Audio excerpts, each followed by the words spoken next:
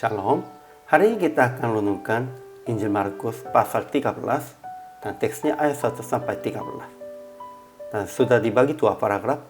Paragraf yang pertama ayat 1 sampai 4. Murid-murid Yesus bertanya tentang waktu yang dilunturkan Bait Allah. Kedua, ayat 5 sampai 13. Yesus mengajar tentang tanda-tanda akhir zaman, tetapi berkata, orang yang bertahan sampai pada kesudahannya, ia akan selamat. Kesimpulannya, Yesus berkata kepada murid-murid yang mentakjubi tentang Bait Allah, semuanya akan dilunturkan. Jadi murid-muridnya bertanya, bila manakah itu akan terjadi?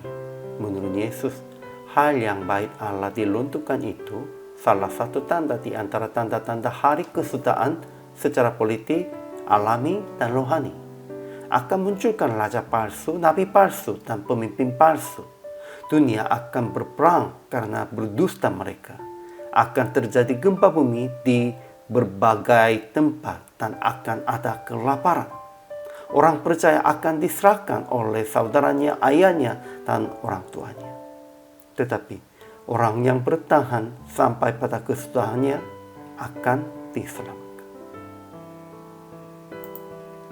Ajaran tentang Allahnya. Pertama, Yesus bernubuat.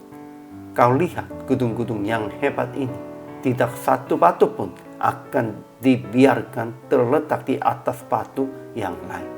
Semuanya akan dilunturkan. Kedua, Yesus mengajar tentang tanda-tanda pada saat dilunturkan Bait Allah. Hari kesudahan. Ada orang menyesatkan banyak orang. Ada peperangan, bencana alam, dan penganiayaan terhadap orang percaya. Ketiga, Roh Kudus akan berkata-kata pada saat orang percaya khawatir akan apa yang harus dia katakan. Keempat, Yesus janji bahwa orang yang bertahan sampai pada kesudahannya, ia akan selamat. Ajaran tentang manusianya. Pertama, murid-murid Yesus yang melihat Bait Allah memuji tentang kokohnya dan megahnya gedung itu. Setelah Yesus berkata tentang kelunturan Bait Allah, mereka bertanya tentang tanda-tanda waktu hal itu terjadi. Kedua, ketika terjadi bencana alam, ada orang yang menyesatkan banyak orang, dan orang percaya akan diserahkan kepada majelis agama, akan dipukul di rumah ibadat, akan dihadapkan ke muka penguasa-penguasa dan raja-raja karena Yesus sebagai kesaksian bagi mereka.